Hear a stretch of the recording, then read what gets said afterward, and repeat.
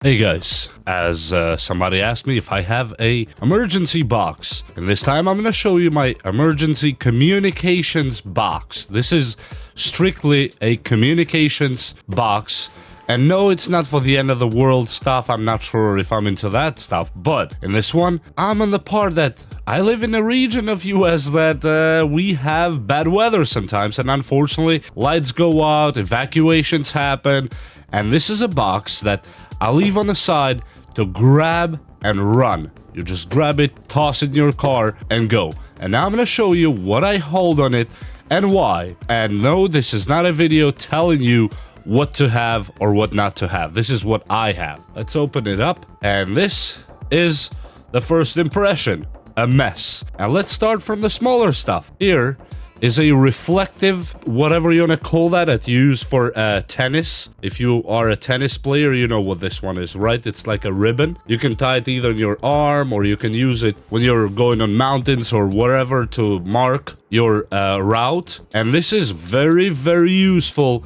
in bad times. You can tie it on your arm so you can be seen, or you can tie it on something and somebody else can see it. That's one of the first things that I hold on this box. And let me put the stuff that we viewed on this side. Second thing, well, you might say, why the Sharpies? What's up with the Sharpies? What they do with the communications? Well, let's say you're going through a city that people are evacuating and you need to leave a message, physical, and you have nothing else. You don't have a chalk, you don't have a spray paint due to, you have to carry what you gotta carry. These come very handy. A piece of cardboard or whatever piece, and you write down what you need to write down. So these go on the emergency communications box. Obvious to you will be a flashlight. Maybe not the very best, but it has a very nice lithium battery inside that will last quite a while. And this is just what I chose. It's made by Broadhawk, and it works. Next item is a sensor, carbon monoxide meter. God forbid, never happens hopefully, but you're in a situation that there's a fire or there's anything on the atmosphere and you want to make sure that you are safe where you're going and that you can breathe and all that stuff. Well, this is the meter to go. And I'm not gonna test it now because obviously it works, and that's the one I use, or at least one of the meters that I use. Next, this might seem very old, and some of you may not even know what this is.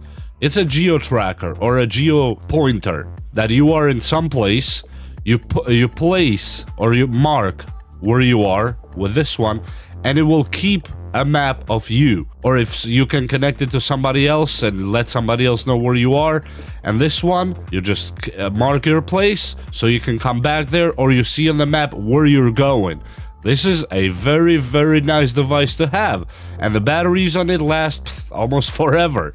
And yes, it's water resistant, and it's been working for years. And yes, I refuse to upgrade it to the newer ones that will die within 5 minutes of use. Next is gonna be my radios. Well, I use these Kenwood radios because you can put them on the pocket easy with the antenna, as that I have 2 of these, and they work really good. But a little bit more reliable for some reason and more long range, I found these 2 Motorola's.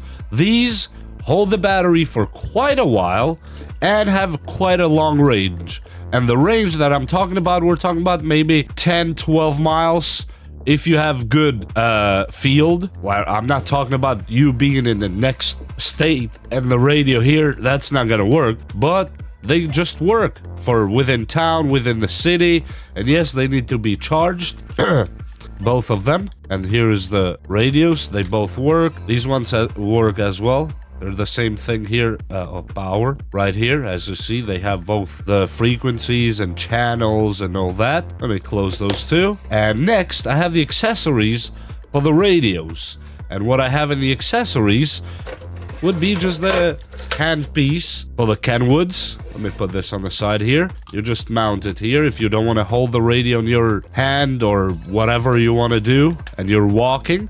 You just attach it there. You attach this to your collar under your chin, so you can just have it here and speak to it, and you can listen to it as well. It's really clear. And the next one would be the earpieces for the Motorola's, and with those I went with the clear earpieces that most of you probably know what these are.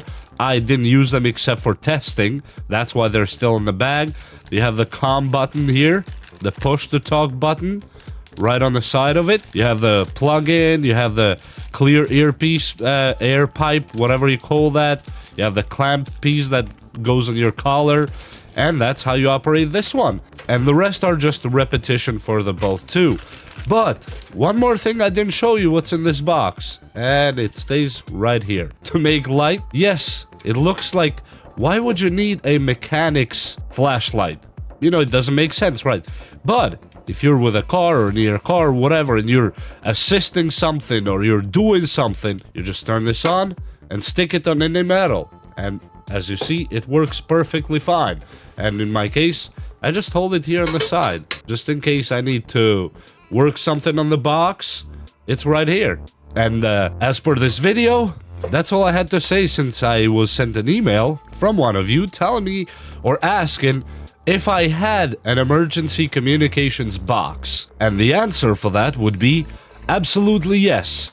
And no, I do not have it for that end of the world scenario that a lot of people do, the, what do you call, preppers. I have nothing against the preppers.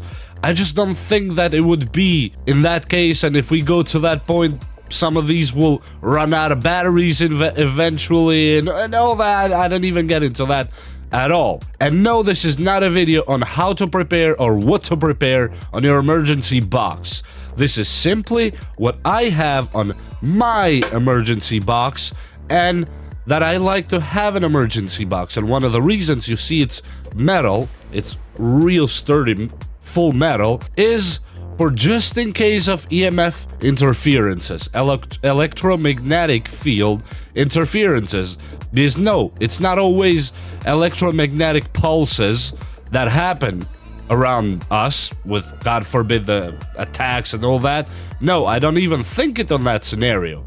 I think it just regular interferences that might occur from around us, from any power station, from other CB radios, from other towers, and there's a lot that can interfere.